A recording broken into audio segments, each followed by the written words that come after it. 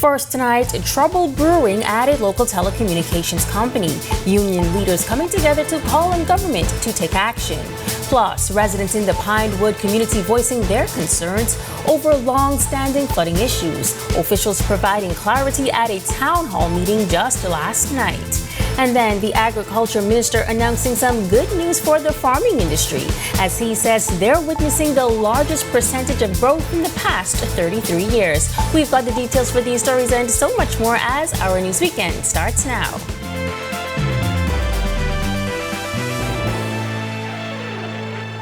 This is Our News Weekend. Thank you so much for joining us. I'm Megan Shepard. Trouble seems to be brewing at the Bahamas telecommunications company as the unions representing managers and line staff say members were unlawfully terminated. The unions are demanding they be reinstated or else. They're also calling on the government to step in. Bethany McDermott has the details. Unions representing BTC are up in arms amid allegations employees at the company were unlawfully terminated. In a joint press conference with the line staff and managerial unions at the telecommunications company, the unions accused BTC of terminating up to 11 employees within 1 week alone. President of the Bahamas Communications and Public Officers Union, Sherry Benjamin, says both unions are committed to doing everything within their power to ensure the terminated employees are reinstated. I told them I wanted these people back on the job by 4 o'clock today. And if they weren't on the job by 4 o'clock today, I'm going to start to do whatever I have in my power to do. And this is only the beginning. Yes. This is only the beginning. BTC will be in turmoil until they get these people back on the job. Leaders of the Bahamas Communications and Public Officers Union and the Managers Union are claiming employees are being victimized and threatened if they do not act a certain way.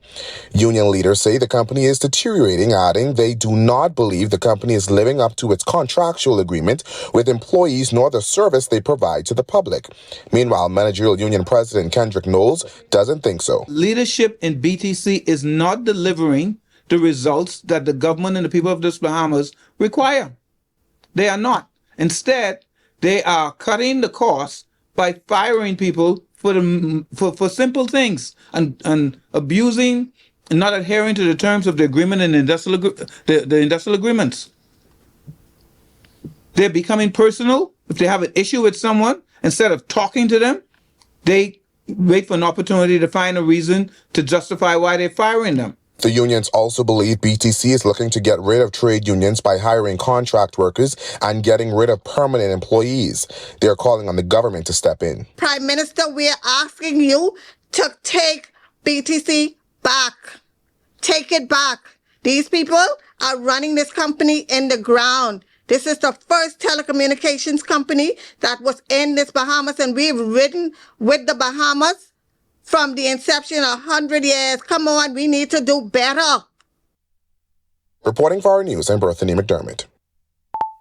Thanks so much, Bethany. Well, both Ministry of Works and Bahamas Power and Light crews have been hard at work this week after Tropical Storm Imelda dumped inches of rain, causing widespread flooding and power outages in the capital. Teams worked around the clock to bring relief to frustrated residents. The ministers responsible for those portfolios speaking to our Joshua Williams earlier this week, telling him it's been a mammoth task that's required time and dedication.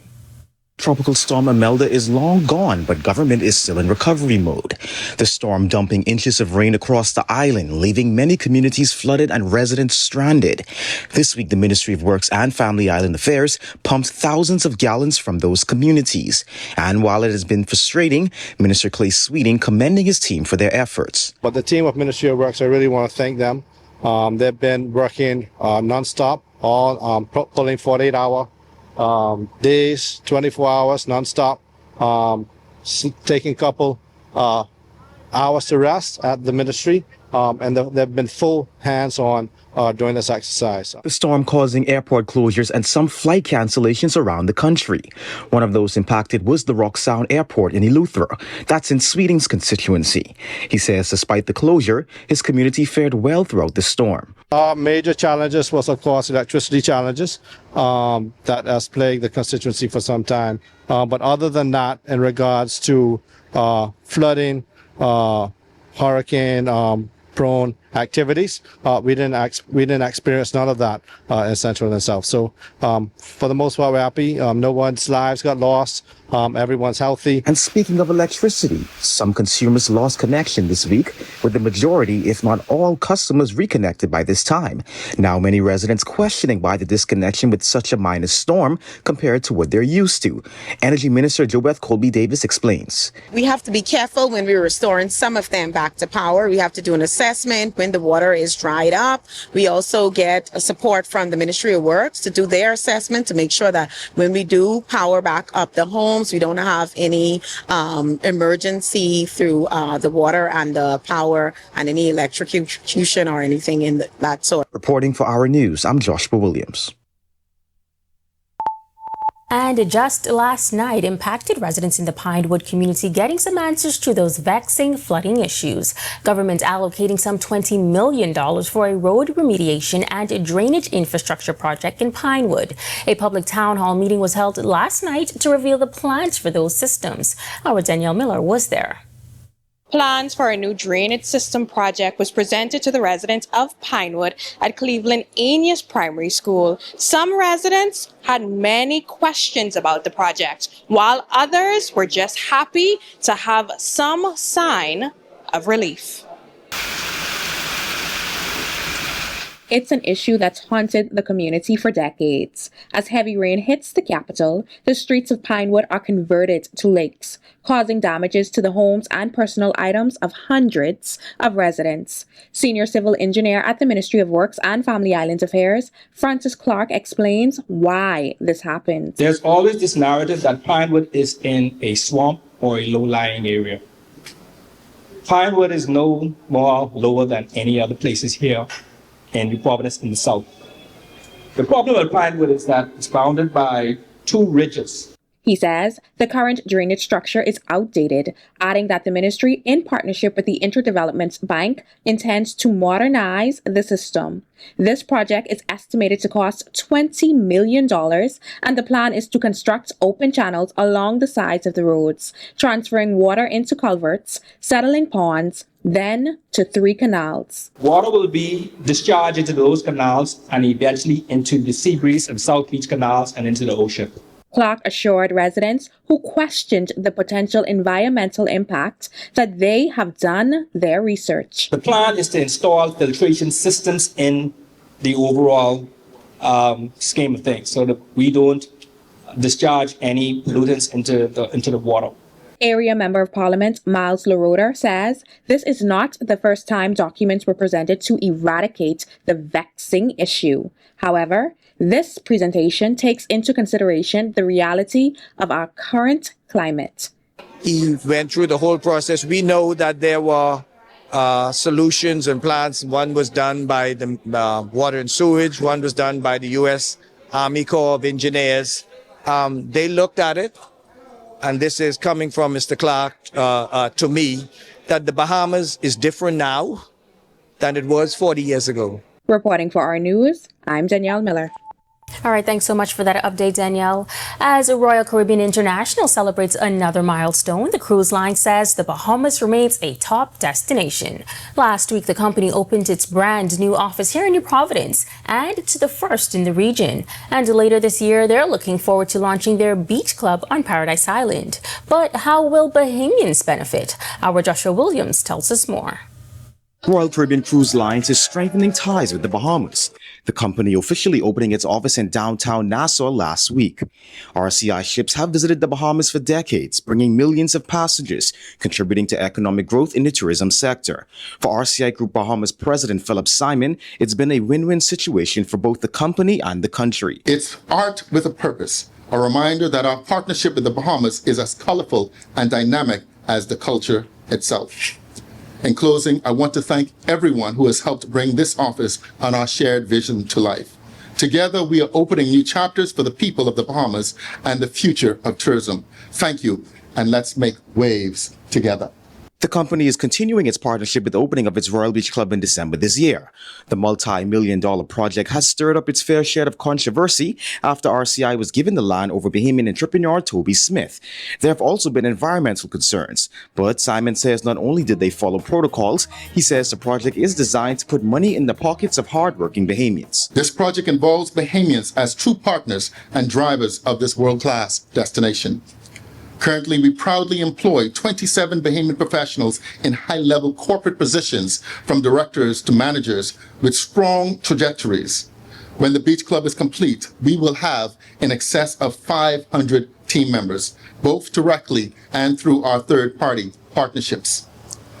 These aren't just jobs. This is representative of the Bahamian workforce, powering a Bahamian future for decades to come. Director General in the Ministry of Tourism, Investments and Aviation, Latia Duncombe, says it's also important for Bahamian businesses to feel the positive impacts as well. For me, it's about the visitor experience. You cannot enjoy the Bahamas by staying on a ship. That's not who we are. And so when we look at all of the experiences, whether you want something from a culinary perspective, an adventure perspective, a sustainability perspective, there's so much to do in the destination. Bahamas.com. We always invite our visitors, log on. We can curate experiences, even if it's for a day while you're in the destination. So you can do a walking tour, you can enjoy Bay Street, but you can go so much further and you can do so much more. Reporting for Our News, I'm Joshua Williams. Meantime, a small business is turning a local tropical fruit into dollars. Taran Mackey is the president of Coconut Stock Bahamas, a company that provides custom branded coconuts to the tourism industry, offering a unique way to enjoy mixed drink or the natural coconut water. He says it was an idea birthed from several young Bahamian entrepreneurs who wanted to turn a simple idea into a marketing strategy that represents Bahamian culture. I was the founder of the business, but there are a group of young Bahamians who are my shareholders and partners who are with me. Great group of dynamic young people. We always saw that there's so much more that we could be adding to the tourism space in the Bahamas. There are things, and you travel abroad, you go to Jamaica, you go to Cayman, you go to, as simple as just going to Miami and going to South Beach, and you see products and the things that are available there that are not available in the Bahamas. So this is one of the things that we looked at, and we thought, let's bring this home. Now you can find out more information on the company's various social media pages.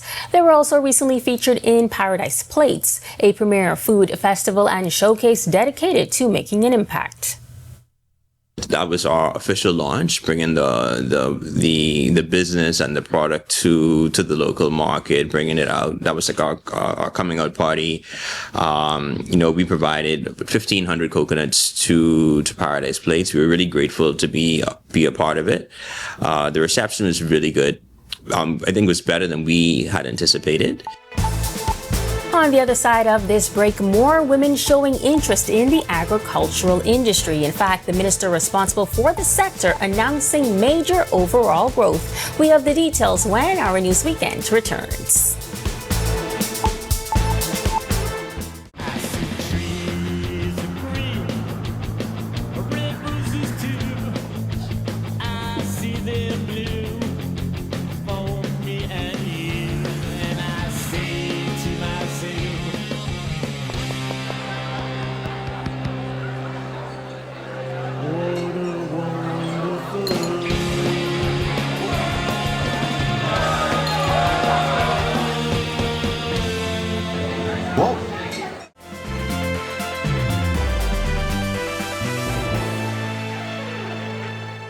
Farming has faced a years-long struggle that continues to impact its growth, but things could be looking up for the industry soon. Agriculture Minister Jomo Campbell recently telling reporters that ministry officials are doing all they can to help make farming a more attractive industry to the next generation of Bahamians. He says several programs are underway at BAMSI, and they've been successful over the years. The minister also added that because of the work they've done, they have seen an increase in the industry by over 20%, something he's very proud of.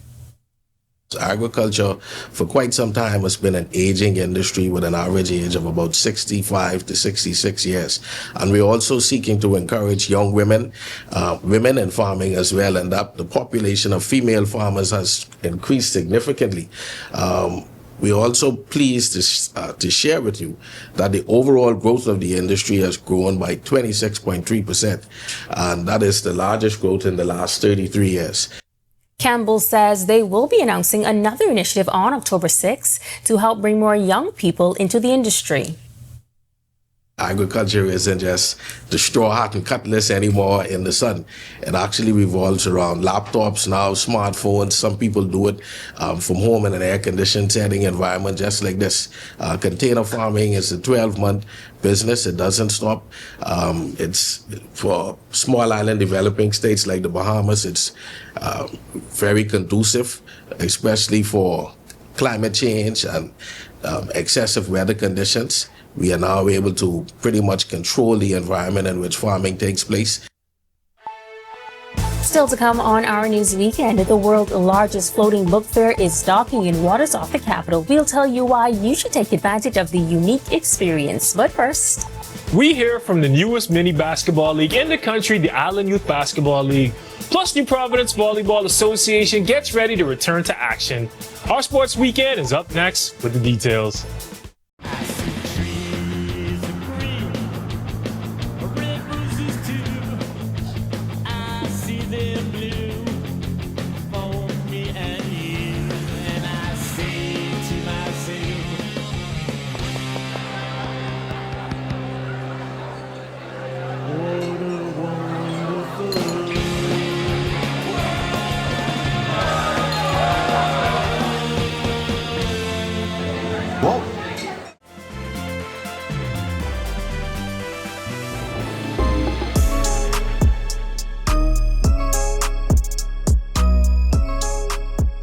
Good evening, it's the weekend, and I'm Tage Adderley here with sports. The Island Youth Basketball League announced its presence on the island this past Thursday. At that press conference, stakeholders talked about the impact they're looking to make on every player on every island. The IYBL is about basketball, but it's not only about basketball.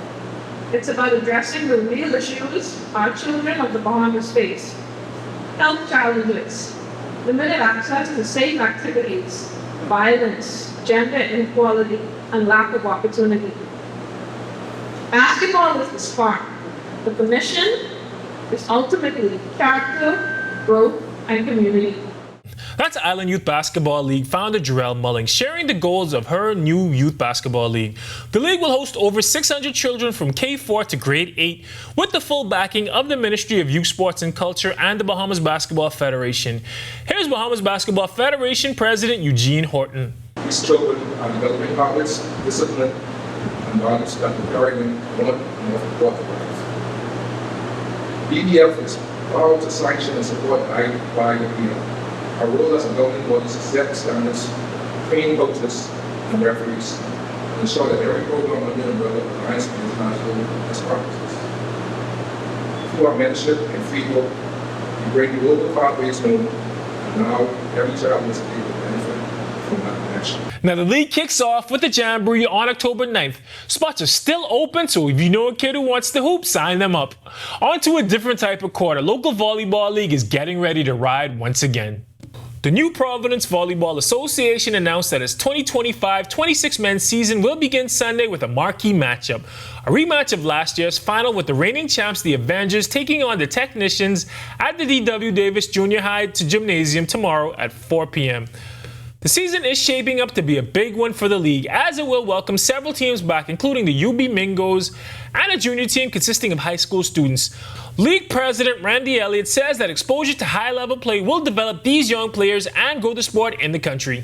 They're urging fans to head out there and support the league. Before we go, Jazz and the Yankees should have just wrapped up Game 1 of their playoff series against the Toronto Blue Jays. Highlights will be on our social media pages, and we'll talk more about it tomorrow.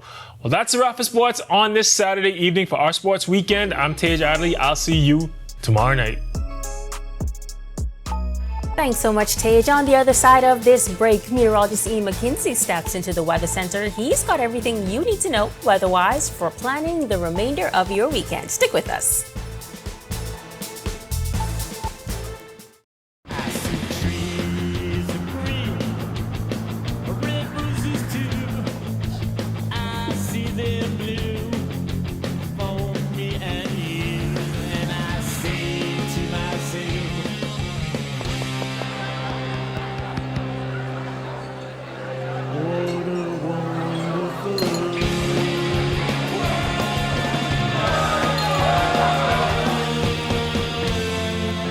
Whoa.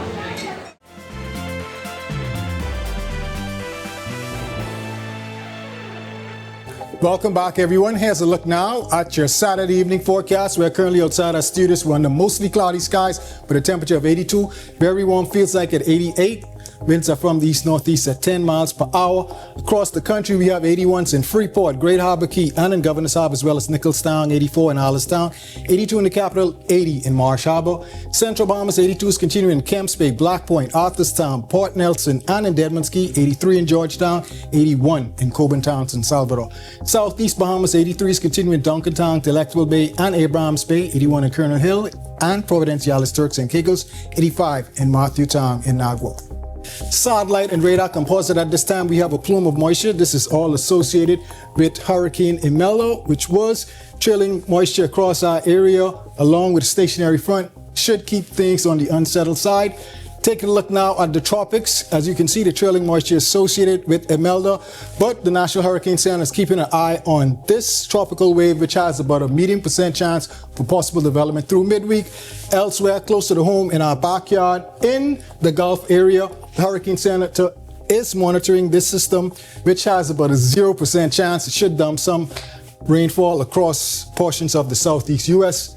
Take a look now at our boating forecast, where it's been rough over the past week. Not much in terms of reprieve until about the end of the week. Small craft advisory in place. Rip currents for you swimmers. Winds east to southeast 15 to 20, seas 4 to 7, up to 10 feet offshore on those northeasterly swells. Low tide at 12:40 a.m., high tide at 6:45 a.m. tomorrow morning. Central and southeast Bahamas, not much better.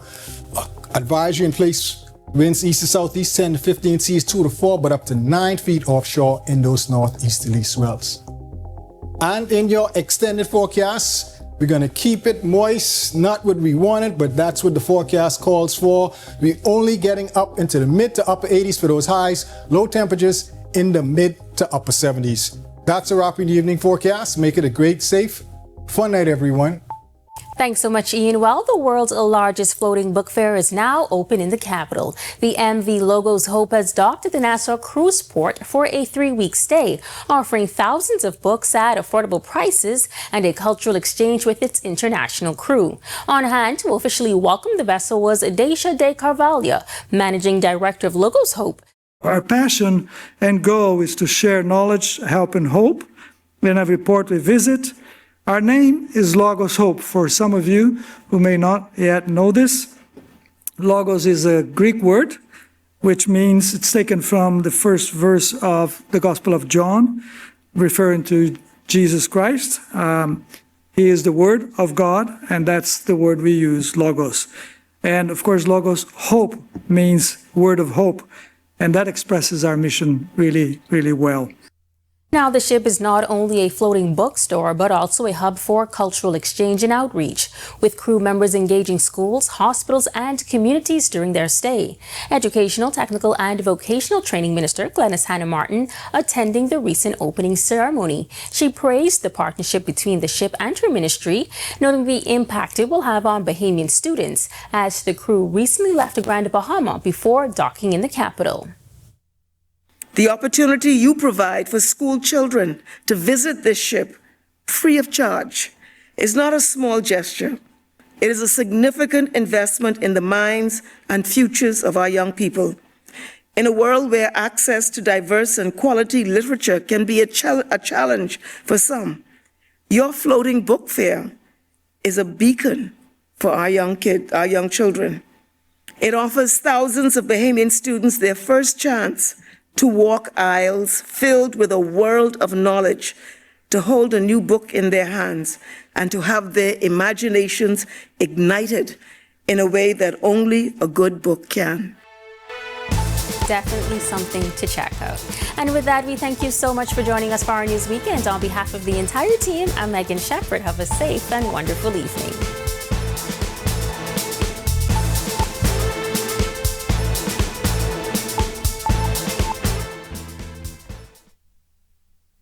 Hey guys, Megan Shepherd here. Thank you so much for watching. Be sure to click that subscribe button if you want to see more content like this. Just click right over here. And don't forget to turn on your notifications so you stay up to date with content like this from the team you already trust.